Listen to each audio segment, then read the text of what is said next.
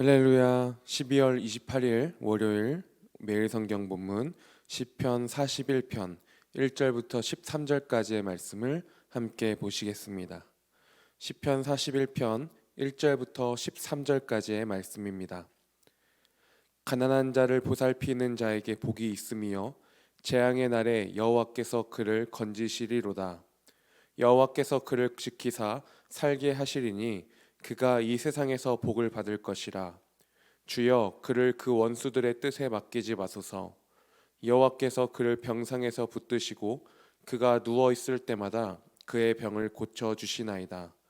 내가 말하기를 여호와여 내게 은혜를 베푸소서. 내가 주께 범죄하였사오니 나를 고치소서 하였나이다.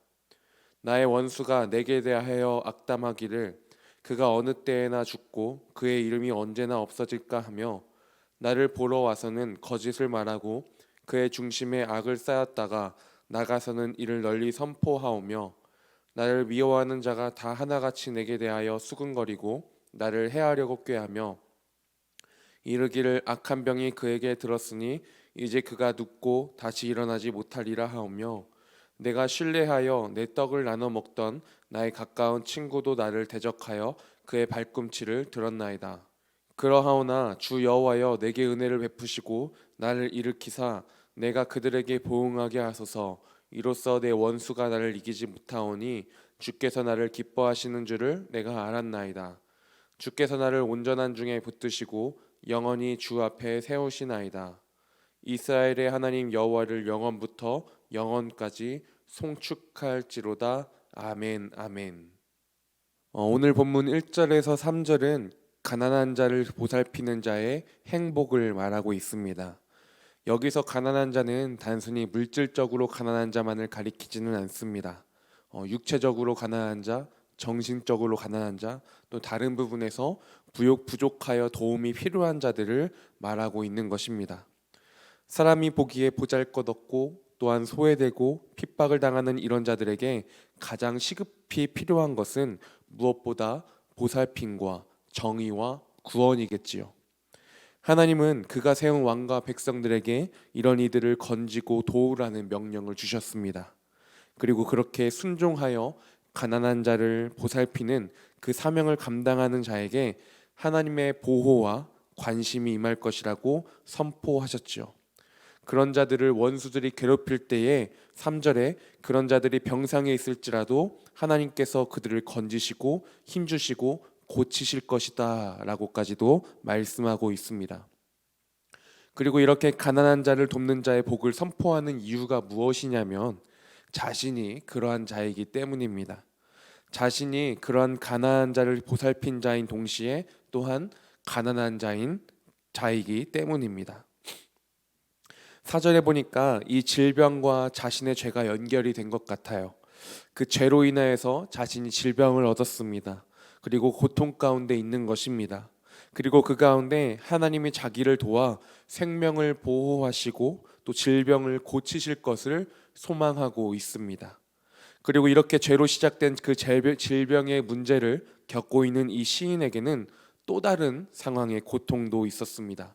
그것이 무엇이냐면 5절 말씀에 보니까요, 원수가 나오고 있지요. 그 원수가 시인이 언제 죽을까 악담을 하는 것입니다. 원수들의 그 악담과 거짓 소문들, 그것으로 인하여서 몸과 마음이 피폐하여져 갑니다. 또 6절에 보면요, 그들이 나에게 문병도 오지만 악한 병에 걸렸고 죽을 운명이다 라고 퍼뜨리는 자들인 것을 우리가 볼 수 있지요. 더욱이 9절 말씀을 보면 어떠합니까? 9절에 보면 원수들뿐만이 아니라 친한 친구들마저도 자신을 배반한다는 것을 볼 수 있습니다. 내가 신뢰하여서 내 떡을 나눠 먹던 나의 가까운 친구라고 표현되어지고 있습니다. 내가 신뢰하였다라는 것, 내가 마음을 주었습니다. 그리고 내가 그들을 믿습니다. 그리고 그렇게 떡을 함께 나누던 가까운 자들이었습니다. 그렇게 인간관계에서 조금이라도 내가 신뢰했던 사람에게 내가 그 사람으로부터 배신을 당하였을 때, 그 사람이 등을 돌렸을 때 우리는 얼마나 마음이 아픕니까? 이들로부터 긍휼과 보살핌을 받았을 때 참 감사와 고마움을 느끼겠지만, 어떻게 보면 이들로부터 그러한 것들을 필요로 하는 이 시인의 상황이었겠지만, 보살핌은커녕 긍휼은커녕 이 시인은 병상에 누워 있고, 또 이 친구들은 원수들의 말을 듣고 이 시인을 배반합니다. 그렇게 관계를 깨뜨렸습니다. 그냥 관계를 깨뜨린 것으로도 그치지 않아서 9절에 친구도 나를 대적하여 그의 발꿈치를 들었나이다 라고 고백하고 있습니다. 그들이 그냥 관계 깨지고 나무로 사는 것뿐만이 아니라 이제 나를 공격한다라는 것입니다. 그렇지만 11절부터 13절까지의 말씀, 그때에 다시 하나님을 찾으면서 하나님을 신뢰하면서 하나님께로 나아가고 있는 그 시인의 모습을 볼 수 있습니다. 그리고 주님께 찬양함으로 이 시편을 마무리 짓고 있는 오늘 이 시편 41편 1절부터 13절까지의 말씀이지요. 이러한 이 시편 41편 오늘 매일 성경 본문 가운데 저는 가난한 자, 약한 자를 돌보시고 또 그들을 돕는 자, 그들을 도우는 자, 그들을 보살피는 자를 또한 하나님께서 보호하시고 도우시고 보살피신다는 것을, 그러한 하나님의 모습을 오늘 본문 가운데 저는 보았습니다. 약한 자를 향한 환대이지요. 하나님께서는 도움이 필요한 약자의 편에서 그들을 지지하고 도움을 제공하는 사람들을 복되다라고 하십니다. 그리고 마찬가지로 그들이 도움이 필요한 그때에 하나님께서 친히 돌보아 주신다라는 것입니다. 반면에 본문 속에서 보았던 원수들과 또한 배반한 친구들처럼 약자를 향한 적대가 나옵니다. 그렇지만 악한 말과 배신으로 심장이 떨려오는 그 순간에도 우리를 끌어안으신 그 주님을 기억하고 바라보고 그 길로 나아가는 우리의 모습이 되어야 할 줄 믿습니다.